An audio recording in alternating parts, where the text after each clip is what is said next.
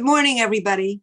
I'm Susan Howards, a local Brookline family violence attorney, and you are on the Safety Net, Brookline interactive cable TV show dedicated to educating and hopefully eradicating domestic violence. But during COVID, we have expanded the issues that we cover on this show. So please stay with us because today we have a most unusual and very, very, very successful guest, Mickey Cockrell. She is the CEO and co-founder of Caties Closet, a nonprofit supporting disadvantaged children in Mass and New Hampshire. Mickey has spent over 30 years in business management, largely focused in the retail sector for Jordan Marsh, Filene's, and most recently as a vice president for Kohl's. As you will learn today, Mickey's broad experience has lent itself perfectly to Caties Closet, unique business model for serving children in our community. She has won numerous awards for Caties Closet, including the Mass Challenge Diamond First Place Award, the Celebration of Excellence Nonprofit of the Year, as well as earning a fellowship with Draper, Richards, Kaplan, and the Social Innovation Forum. Mickey, welcome. We're delighted that you're here and thank you for taking the time. If I've missed anything in your background, please fill me in now. No, that's absolutely wonderful. I mean, 30 years in retail just lent itself perfectly to the problem that we discovered and what we have to do to fix it. So no, I'm so excited to be here and thank you. So I'm going to ask you a question that is not on my list. Can you just tell us who Catie is or who Catie was? Absolutely. Catie was my niece.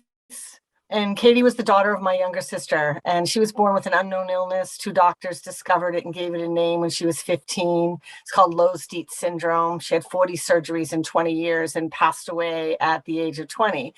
But the unusual thing about Kate was she adored school. I mean, I don't know how many children can say that. When she was facing a surgery, several every year, she'd say, okay, doc, I'm bringing my laptop. Mom and dad, I want my homework. And tell me when I'm going to be able to return because that's what I want to focus on. So Katie's love for school really is what occurred to open our eyes to what was happening right before us. And what was the vision in creating your organization? Is it a family organization or is it just you? No, it really stemmed from my sister, Anne Marie. A newspaper article had come out in 2009. I was one of 6 children born in Lowell, Mass. And this reporter had shadowed 2 kids who were homeless living under a bridge and chronicled what they had to go through to go to school, to Lowell High. And we were dumbfounded. We just didn't understand that this was happening in our community. I don't think any of us ever understand what happens to that level. And Kate was in the hospital, and my sister, Anne Marie, took that article to her and said, Kate, did you know there were homeless kids in your school when you were there? Because she was a sophomore in college at that time. And she said, the most important thing that will resonate with us for life. She said, yeah, Mom, but all they want is a chance to go to school like everyone else. And we thought, what can that mean? And she began to illuminate stories about them. Sadly, Kate passed 3 months after that. And my sister said, we need to do something for those kids. And my retail background said, yeah, let's open a store. let's bring a store to the school that help these kids get what they need or figure out what they have to need. And she negotiated a closet or a space in school. And we literally thought it was a family project. 4 sisters, Kate's dad, a couple of aunts would get together and we would just create this room at Lowell High and build Katie's legacy. Little did we know that within 2 months, 1,700 kids walked in there. Where did you get the stuff? Where did you get the clothing? Did you just sort of grab it? Yeah, no, Facebook, social media, our business model is very community centric.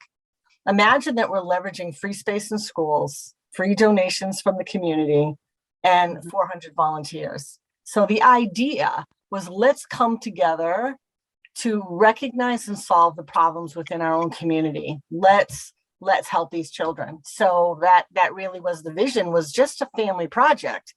Never did we think that it would morph to what it is today. And what is it today, Mickey? It is 110 schools, 70,000 children in 11 school districts with an affiliate that we are now piloting in Long Island, New York. What we learned really in the first year when so many kids were knocking on the door was we were learning about the plight of the children. What were they actually suffering? I don't think we realize how many homeless children there are out there. Right. And or what problems children's face, and what you know better than anyone, Susan, is how there's no advocate for them. That's Who right. can advocate for someone? What power does a child under 18 have anywhere? Right. And unless we are all gathering to support them and help them, then they are left on their own. And on their own means they're subject to a lot of dangerous things out there. On their own, they end up with me in juvenile court, to be quite frank. Only because there's no guidance, there's no support. I now substitute teach mentally ill adolescents.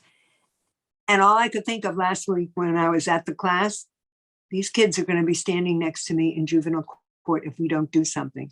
One was deaf, two didn't speak English, one didn't know how to read and write at the age of 12. I mean, really, we can take care of these problems. So I know what you're saying, but what's the impact that clothing has on the health and well-being of a child? And how do you know the sizes?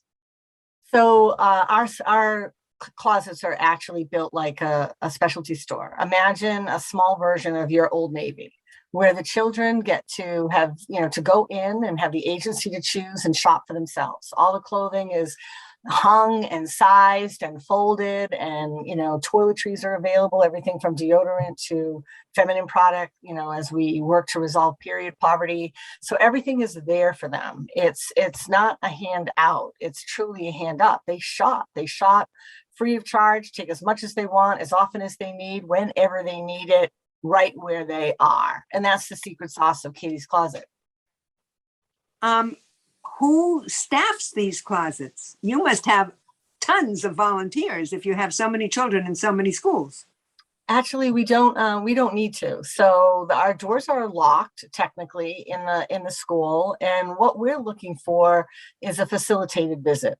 So what does that mean? The headmaster can choose whoever they want. Absolutely, the guidance counselor, the social worker, the nurse all have keys, but as many teachers or people in the administration as the headmaster wants, they can empower. So a child can self-identify. I'm in need. I don't feel good. I need to, can I visit the closet? Or any member of the staff can realize that a child is not showing up, not engaging, struggling in belonging and fitting in and feeling valued, and can escort them in there. So there's the secret sauce now. When the child goes in there and realizes, I always envision like the Wizard of Oz. It's always when that house lands and Dorothy opens the door and it goes from black and white to color. I always have that image in my head. So when a child opens that door, then there's a conversation ensues. And now this person, this staff member, finds out, what's going on in their lives. Are they food insecure? Are they homeless? Are they being bullied? Are they being physically abused? Are they being, attached to drugs to belong? Are they in doing crime just because they're, doing whatever they have to survive? And then we become, an open door to many other resources. And that, I think, is the magic piece. So we don't have to vet the children because the school already knows. Oh, okay. So we don't, you don't have to. One of the things that, our family is very, very passionate about is you don't need to apply for basic dignity. You shouldn't apply, I'm in need. You shouldn't have to come in here and say, I'm less than, I'm lacking. You should just be equal. So to your point, what gets a child all the way to your side, to where you need to represent them? It really is belonging. So we think of ourselves as, the first responders, the Marines, the Army, who's ever sent in for. So we can work as a community to add a lot of things to the school system. We can add more mentoring, we can add sports programs, we can add extra classes, but they're all less effective unless the children are there. So by putting our resources in a school, we encourage children to go towards school for the solution. Don't hang out on the street. Don't say yes to somebody else or something else. Go to school where you'll have 2 meals and a snack. Go to school where you'll have access to all the clothing and basic necessities you need. And go to school where you'll get these whole health of a child wraparound services that everyone will work together to ensure that you have access to. So Mickey, basically the schools man the stores, the teachers, the social workers. So that's terrific, because that saves you a headache to be quite, recruiting volunteers, paying people. Given the peer pressure around clothing with mainly adolescents and teenagers, in other words, sneakers, if you don't have the right sneakers, you may be bullied. If you do have the right sneakers, they may disappear. This must go a long way to building confidence and trust amongst this population. You are so spot on. I'll tell you a story. It would be nice to have those labels, and we work hard to have those labels as well. But think of the most basic thing. We had a 14-year-old girl as a freshman going into her, first high school day. Right. And she took the clothing out of a closet that she had. Well, it happened to be clothing she wore in 6th grade, because that's all she had. We all know it didn't fit. We all know how she must have looked and presented on the first day of school. Excited, wanting to just go in and meet new friends and fit in. And instead, she was bullied and labeled incessantly as and made fun of. Someone who was selling herself, which she was not doing. And she didn't understand it. She wasn't even emotionally prepared for these adult conversations and the way boys were treating her and whatnot. It got so bad that she had to leave for a while because she had to step aside because they had to figure out what to do.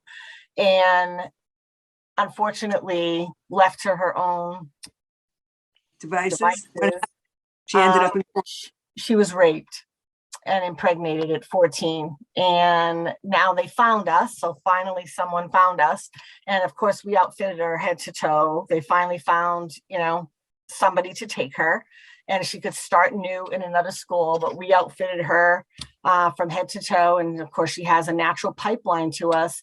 But in addition, we started based on her to even accept the babies and toddler clothing that might be dropped off so that we can help pregnancies. So we were able to at least get her started with the donations that came to us. And then of course, set her up with other people who could maybe get those, high chairs and those other like Cradles for Crayons, which is an amazing operation, a peer operation. So when you say what effect does clothing have? It's that simple. Did it fit?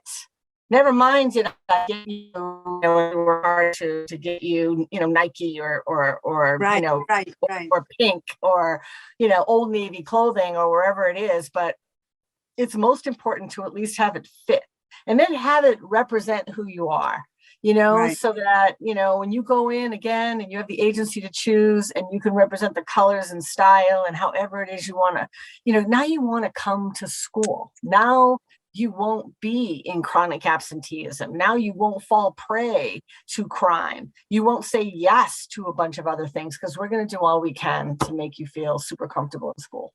How does a child find the closet? Let's say they go to school. Are there posters? Do the guidance counselors send them? Do they say, listen, would you like to come with me? There's something special in the school. How do you get the child to the closet?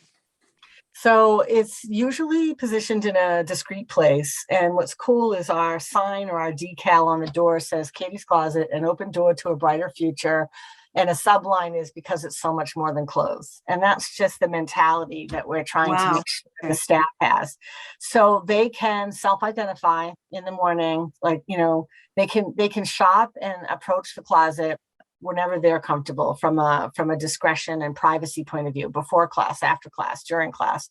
It would not be unusual for somebody to page a child to the office, for a discussion, but they're actually being escorted into the closet so they can get anything they need. And our closets are maintained by a special volunteer position called a closet champion. Imagine them as the store manager. So they go in whenever it fits their schedule. They can enter Monday through Friday anytime the school's open, so between 7:30 and 2:30, and which means it's a great flexible volunteer schedule because you're not contracting or committing to 3 o'clock every Tuesday, so you get to be flexible with your own life. Right. And they go in and they fluff and fold and create a reorder and make sure everything is there. So they keep it moving all along. They present that reorder to our distribution center, which fills it and sends it back in, and our champions go and put it away. So again, someone from the community, everyone coming together, joining hands to make sure all the children are supported. The kicker is, doesn't matter where you live, doesn't matter how affluent your community. I made a presentation even in Weston, and they were shocked when I told them that there were nearly 200 children in their community that qualify for our services and use our services. And they're like, what do you mean, our community? And that's the idea that we want everyone to have. It's community centric. Let's come together and solve the problem for our children. And really, Mickey, I suggested, I sent on what you had sent me about Catie's Closet to somebody in my community. And the response was, well, we'll look into it, but we don't think we qualify because we don't have students who are below the poverty 50%. Do you have to have below 50% to qualify for Catie's Closet? So to build a closet in the school costs us $25,000. So wow. we're renovating, we're painting. Sometimes we have to fix the floor. We have to buy all the fixtures. We literally build a store. And the joy of it is, it's a gift that keeps on giving. So once it's built, it's there for the life of the school, supporting hundreds or thousands of children year after year after year. Right. So that's part one. Part two is it costs $10,000 a year to maintain it. So $7,500 of that we spend on the product we purchase for the school. So, even though the community is donating, I may not have enough little boy size 8 new underwear to go around. Yep. So I set myself up as a buyer with my retail career, and I purchase what I need. Or we didn't have enough, boys deodorant versus girl, and we purchased it. Or we only give new full-size toiletries, new underwear and socks, and we try very hard to just do new shoes because gently used usually still has sweat marks in it or whatnot. So $2,500 is pure logistics. We have to deliver. I have 3 trucks on the road all the time, and we're picking up and delivering constantly, and $7,500 does that. So in order to build that store and ensure fashion turns and it works, then you want it to be in a school where 50% or more of the children are economically disadvantaged. That doesn't mean we don't help everyone else. What we do is we have a back of the house service, and that is how we support our agencies, DCF, International Institute, Incoming Refugees, Division of Child Trafficking, whichever we need. They have more of a hotline and an ability to place an order for a child. Could you send the information to Ian, and maybe he could run this back of the house information so people could apply, or at least send it to me so I could inform and educate people who say to me, well, we don't really qualify, but maybe you do, because there are students who need it. Exactly. We definitely look for a gatekeeper in that response. So that's why we will, vet an organization who's speaking on behalf of the child. Someday, I hope I can open up more fluidly, but right now, we have to build the organization and the staff to do that. So we're not accepting direct orders from families or whatnot. We like it vetted, but I can guarantee you in Brookline that you have hundreds of students in need, and we would take care of those children, because I can't tell you how many kids I serve from Newton. You can't compete. So how do we find out, how do we reach you to take care of them? How do we, or to at least let you know that, listen, these kids really need help. Can you help us? Yeah, I would definitely send everyone to our website, catiescloset.org. And you can either fill out the contact or send an email and just basically say, I want to talk to you about the needs in my community. And then we will retrofit, customize.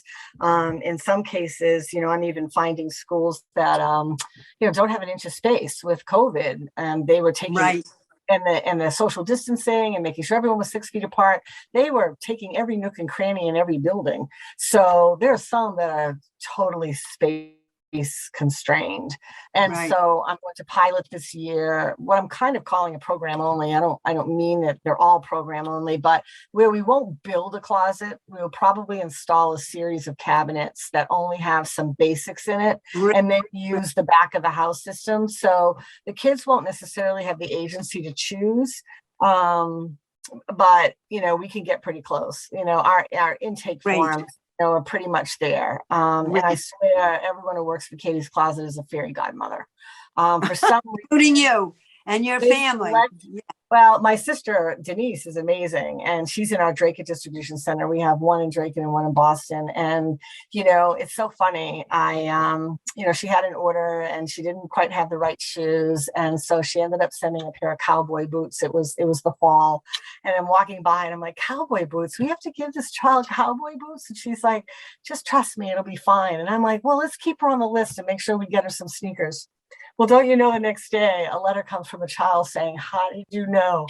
It was my dream to have. Oh my gosh. And That's we're great. like, our eyes are filling up, because it's like, I don't know, isn't that the magic that happens? And I mean, we still sent her sneakers a couple of days later, but she got what she coveted the most in the world, her cowboy boots. That's from upstairs. You created a mobile app, correct? Tell us about that.